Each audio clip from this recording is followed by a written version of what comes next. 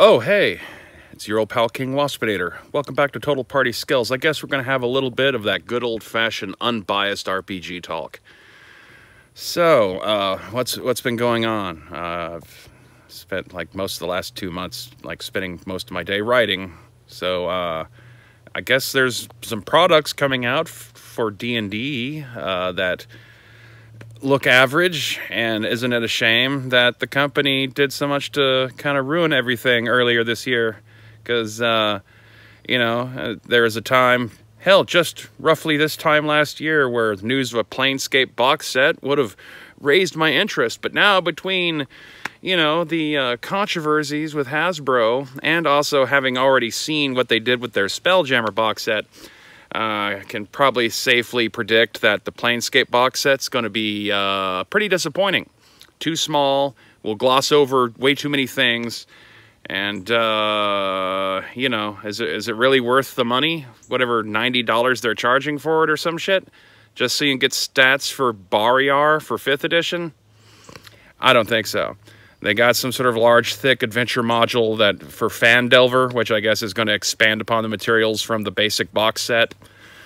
Okay, a little late for that, but how about a proper Neverwinter book or something instead? But no.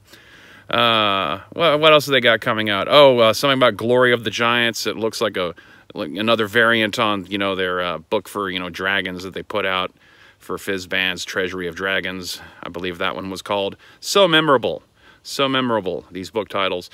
So Glory of Giants is probably going to be more of that. So even more variants of giants that you might not ever even get around to having your players face, because the 12 different giant options you have are not enough, clearly, for those jaded players who've played through to 20th level multiple times over and over and over again, and have had a chance to face all these things to a point where they're bored of them. And because you can't come up with a creative way to use them that, pulls the rug out from under your players and subverts their expectations, and yada, yada, yada, so you can keep something old and familiar still fresh. Can't have any of that. So, I don't know. So Planescape is down. They've done Dragonlance now. I guess all that's really left is if they were to return to Dark Sun, which apparently they really don't want to do, despite the fact that there was some Dark Sun stuff in the Spelljammer box set. So I don't know. They want to renew their properties in the same way that Disney has to make these stupid live-action movies so they can renew their particular copyright on their version of Pinocchio or their version of The Little Mermaid and all that kind of stuff. So I imagine it's just a matter of time before Hasbro has to do something to retain control over Dark Sun. Otherwise, why not just go ahead and add Dark Sun into all the stuff that they've dumped into the Creative Commons?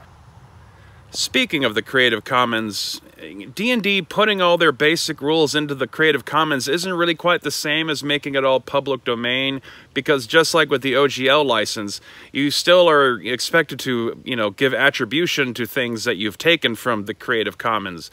So they still have done it in such a way that you still have to constantly make a point of saying Hasbro invented this thing that Hasbro didn't actually invent, because, they got to maintain that control of the brand sourcing kind of shit, which is no doubt why there must have been some stuff in the background that caused TSR to flop as hard as they did when they try to make their comeback. But let's be real here, that version of TSR was never really going to go anywhere anyway, so whatever. In other news, the TTRPG community basically seems to be in a shambles now, whatever we are, 7 months after OGL Crisis 2023. As I predicted at the time, the Hydra has too many heads, and everyone running off into their own little corners to make their own version of the clone D&D rules, or trying to come up with their own versions of an OGL license that nobody needs to use.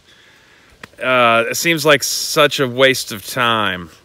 Speaking of waste of time, I saw one of the more smugger DM channels, I can't remember which one now, but I had left some post talking about how, oh, they're writing their thing. They're just doing so much research, which is the battle cry of people who are dithering around and not getting around to actually doing any writing. You're doing a lot of research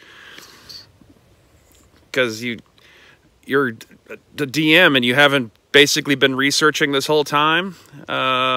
or you're incapable of researching as you go. No, just a few more weeks. Just need to read a few more Wikipedia articles, and you'll be there. You'll be ready any day now. Any day now. So anyway, I know what you've really come to this channel for, and that's to hear me talk a bit more about Girls Gone Vampire. Now, I'm up to 7 source books, and I'm working on the 8th. After that, I got 1 more, and then I think I'm going to be done with this phase of the Girls Gone Vampire setting.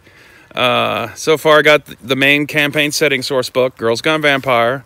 We got a Girls Gone Vampire edition of the rule book, which you'll need to go with it if you actually want to be able to run it. There's Noir York Nights, which is a bunch of little adventure modules for starting adventures and starting characters. Girls Gone Vampire Ghosted describes ghosts, the living dead, various death cults, and also gives you some information on interdimensional travel and the various levels of heaven and hell. A Bump in the Night adds a bunch of new monsters, rare types of vampires, and additional cults that you can use to spice up your Noir York City 1955 setting. The Girls Gone Vampire Survivor's Guide gives you information about vampire hunters, several additional vampire hunter organizations, and also gives other kinds of magic items besides the magic swords described in the main campaign sourcebook. And most recently to the mix, I've added Midnight Cravings, which is a sourcebook for vampire companions, goes into much more details about exactly how to get the romance out of a romantic horror role-playing game, and provides a lot of insights into the various kinds of vampires by how they treat their mortal companions. And the one I'm currently working on is going to describe tabloid journalists as a playable faction,